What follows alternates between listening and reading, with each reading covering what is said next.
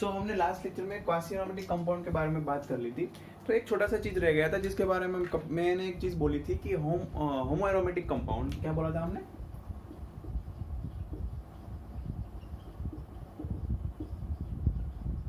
ठीक है, तो इसके बारे में चर्चा थोड़ी रह गई थी। वहां पे हम अभी तक देखते आ रहे हैं कि sp3 कार्बन जो आता है, कौन सा कार्बन आता है? sp3 carbon. तब हमने क्या चिपका दिया था? Non aromatic. बट कंपाउंड एक है जो क्या है, कंपाउंड कुछ है जहां पे sp3 कार्बन होने के बावजूद भी वो क्या है? एरोमेटिक है। क्या है? एरोमेटिक है। तो उस कंपाउंड को हम क्या बोलते हैं? होमो एरोमेटिक कंपाउंड बोलते हैं। क्या बोलते हैं? होमो एरोमेटिक कंपाउंड। तो अगर हम एग्जांपल देखें, उसमें ऐसी क्या खास बात है कि sp3 कार्बन होने के बावजूद भी वहां पे कॉन्जुगेशन हो रहा है। तो मैं यहां पर एक कंपाउंड लिखता हूं,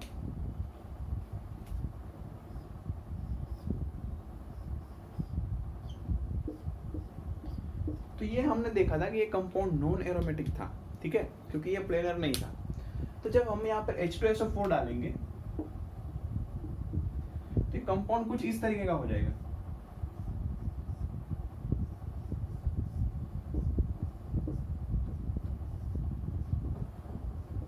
ठीक है, तो यहाँ पर आप देख सकते हैं कि यहाँ पे ये जो है sp3 कार्बन है। क्या है?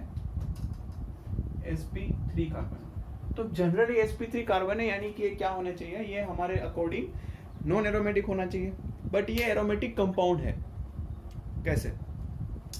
तो जनरली ये जो कंपाउंड है वो अपने आप को इस तरीके से अरेंज कर लेता है कि उसका जो जो sp3 कार्बन है वो जो कॉन्जुगेशन का प्लेन है, ठीक है, एक प्लेन में कॉन्जुगेशन हो रहा होगा, उसके वर्टिकल आ जाएगा। ठीक है, जो sp3 कार्बन है वो जो कॉन्जुगेशन हो रहा है उसके वर्टिकल आ जाएगा। कैसे? देखो,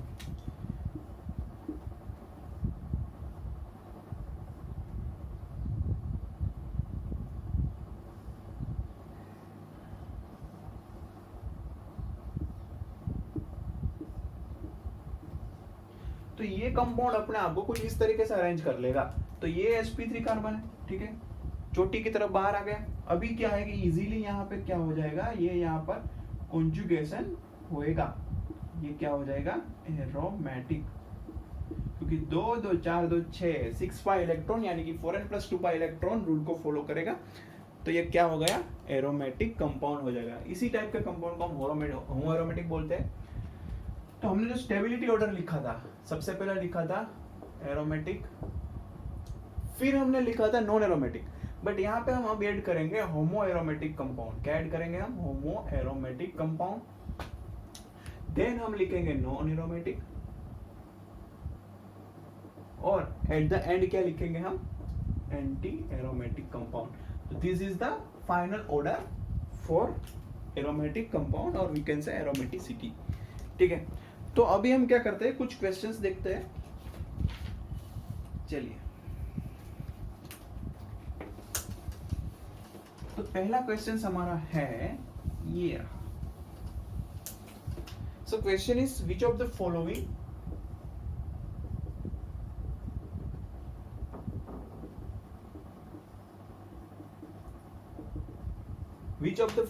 have maximum dipole moment? क्या have maximum dipole moment? तो हमारा ऑप्शन कुछ इस तरीके से है। ठीक है, क्या है हमारे ऑप्शन? कुछ इस तरीके से।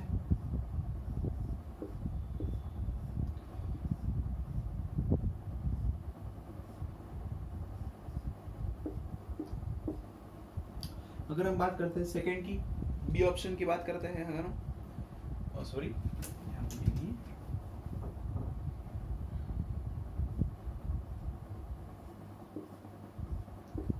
ये है, अगर हम बी ऑप्शन की बात करें कुछ इस तरीके के है। सी ऑप्शन की बात करें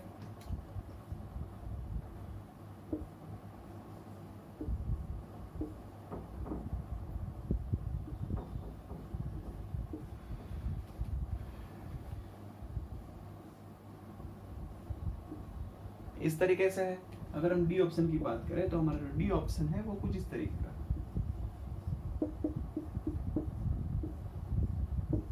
और क्वेश्चन पूछा है कि हाईएस्ट डाइपोल मोमेंट किस में होगी। तो हम पता है कि डाइपोल मोमेंट करने के लिए हमें क्या चाहिए, चार्ज चाहिए, ठीक है। क्या चाहिए हमें, चार्ज चाहिए। तो देखिए, तो हमने सीखा था क्वासी एरोमेटिक कंपाउंड में हम चार्ज सेपरेशन करके देखते हैं, ठीक है। तो देखिए, तो हम ये वाले कंपाउंड में चार्ज सेपरेशन करके देखते हैं। तो ये दोनों रिंग 3 मेंबर है, दोनों रिंग 3 मेंबर है, और दोनों के अंदर फिलहाल डेंसिटी कितनी है, 2 पाई इलेक्ट्रॉन की डेंसिटी है। तो दोनों क्या चाहेंगे कि दोनों चाहेंगे कि उसके ऊपर पॉजिटिव चार्ज आए, ताकि दोनों क्या बन जाए, एरोमेटिक बन जाए। बट ऐसा तो पॉसिबल होगा नहीं, एक के ऊपर पॉजिटिव आएगा, एक के ऊपर नेगेटिव आएगा, यानी कि एक रिंग एरोमेटिक बन जाएगी, एक रिंग एंटी एरोमेटिक बन जाएगी। तो ये कंपाउंड क्या डिसाइड करेगा कि फिर चार्ज सेपरेशन हम नहीं करेंगे, ठीक है। तो यहाँ पे चार्ज सेपरेशन नहीं होगा। अगर बात करते हैं यहां पर, तो यहां पर 4 पाई इलेक्ट्रॉन सिस्टम है दोनों में,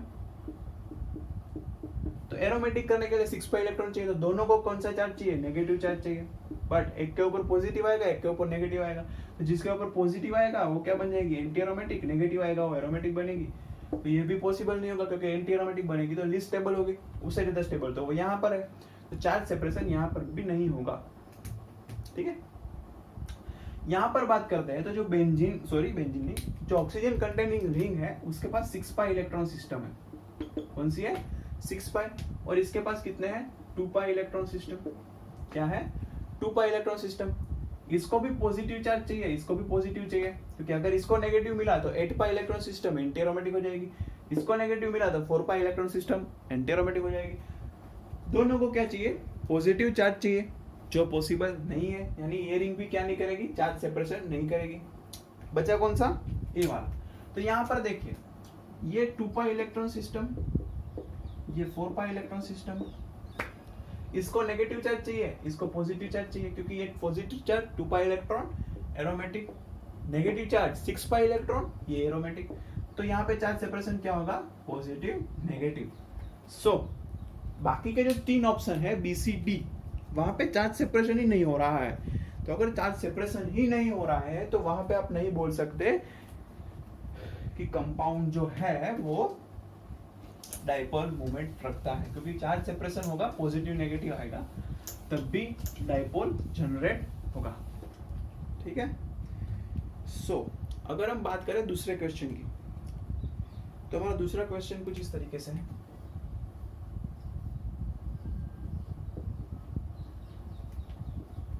ध्यान से देखना, हम ऑलरेडी ऐसा क्वेश्चन पहले भी कर चुके हैं, फिर से करते हैं।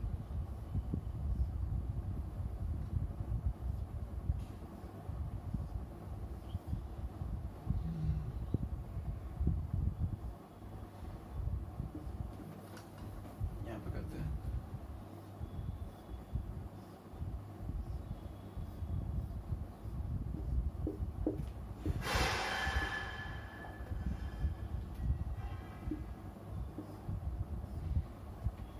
ठीक है, तो ये 3 कंपाउंड है। तो यहाँ पे बोला है कि कौन सा वाला कंपाउंड जो है वो AgNO3 के साथ फास्ट रिएक्शन करेगा। किसके साथ रिएक्शन करवानी है, AgNO3 के साथ।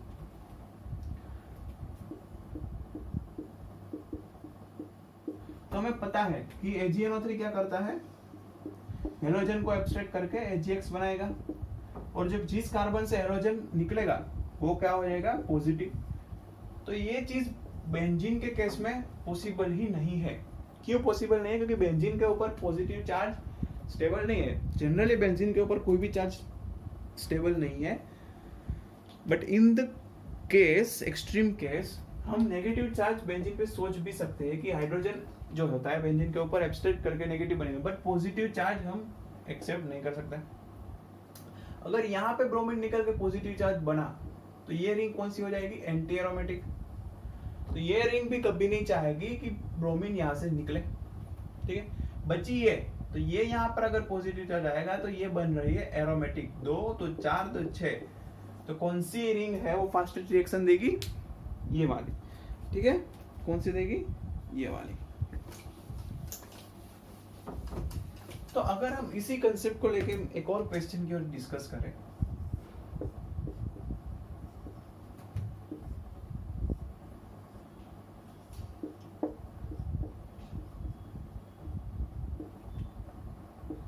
तो अभी क्वेश्चन ये है कि इन तीनों में से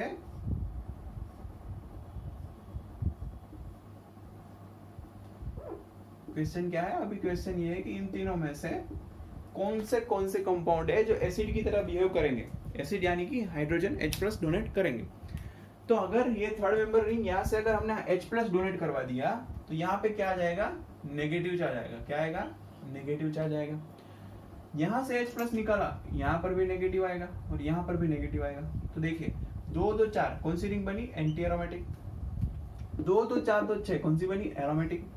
2 2 4 2 6 2 8 कौन सी बनी, एंटी एरोमेटिक। यह भी पहले नॉन एरोमेटिक थी, ये भी पहले नॉन एरोमेटिक थी, उसमें से बन क्या रही है, एंटी एरोमेटिक। और ये नॉन एरोमेटिक से क्या बन रही है, एरोमेटिक। सो कौन सी रिंग जो है, कौन सा कंपाउंड है जो इजीली H+ डोनेट करेगा, वो होगा हमारा ये वाला। ठीक है, कौन सा होगा हमारा कंपाउंड। चलिए सो अगर हम अगले क्वेश्चंस की ओर आगे बढ़े, तो क्वेश्चन कुछ इस तरीके से है। हमने जो एज्यूलिन के बारे में पढ़ा था, कुछ चीजें जो हमने एज्यूलिन के बारे में पढ़ी थी, उसी को लेते हुए क्वेश्चन।